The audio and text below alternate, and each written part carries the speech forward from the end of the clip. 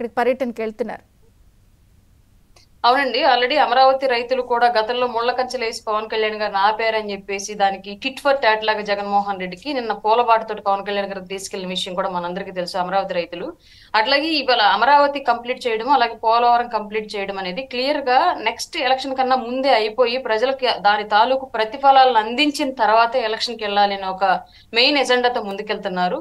ఇప్పటికే రాష్ట్రంలో విపరీతంగా వివిధ శాఖల్లో అవినీతి అనేది పెద్ద ఎత్తున కూరుకుపోయింది కాబట్టి ఆ అవినీతిని బహిర్గతం చేయడంతో పాటు ప్రజా ఖజానాకి ఆదాయాన్ని తీసుకురావడంతో పాటు ఇచ్చిన హామీలు, పర్మనెంట్ నిర్మాణాలు, రాష్ట్రానికి ఆదాయాన్ని తీసుకొచ్చేటువంటి అభివృద్ధి, అలాగే యువతకు ఉపాధి కల్పన అనే అంశాలను మెయిన్ గా పెట్టుకొని ముందుకెళ్తున్న పరిస్థితులు అయితే చూస్తున్నాము.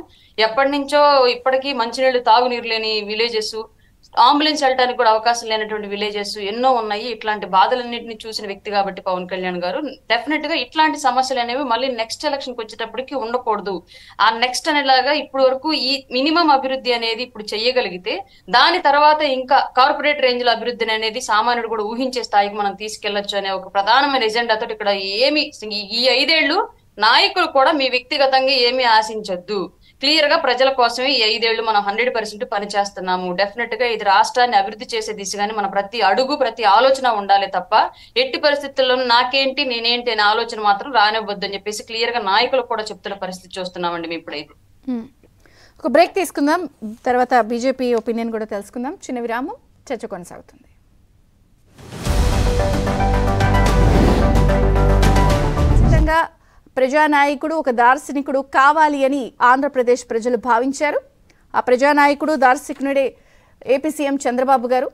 సో వచ్చిన వెంటనే కూడా ఆ ముళ్ళ కంచె మీద నుంచి ఉన్నటువంటి ఆ బట్టని చాలా జాగ్రత్తగా ఒడిసిపట్టి అడుగులు వేయడం ఆయన ప్రారంభించారు. సో ప్రమాణ స్వీకారం చేసిన వెంటనే ఆంధ్రప్రదేశ్ ప్రజల జీవనాడి అయినటువంటి పోలవరం పర్యటనతో ఆయన దీనికి శ్రీకారం చుట్టారు. సో దాని ఇంపార్టెన్స్ ఏంటి, అది ఏ విధంగా ఎంత ప్రజలకు అవసరం అన్న విషయాన్ని క్షేత్రస్థాయిలో వెళ్ళి అసలు ఎలాంటి ఉన్న ప్రాజెక్ట్ని ఎలాంటి దీనస్థితికి గత ప్రభుత్వం తెచ్చేసిందన్న విషయాన్ని అధికారుల ద్వారా తెలుసుకుని ఒక రకంగా చెప్పాలంటే దాన్ని ఎలా ఒడ్డున పడేయాలి అన్న విషయానికి సంబంధించి ప్రణాళిక కూడా ఆయన రచించడానికి సిద్ధమైపోయారు. దానికి సంబంధించి సమీక్షను చేశారు. సో వచ్చిన వెంటనే కూడా ప్రయత్నాలు మొదలుపెట్టారు.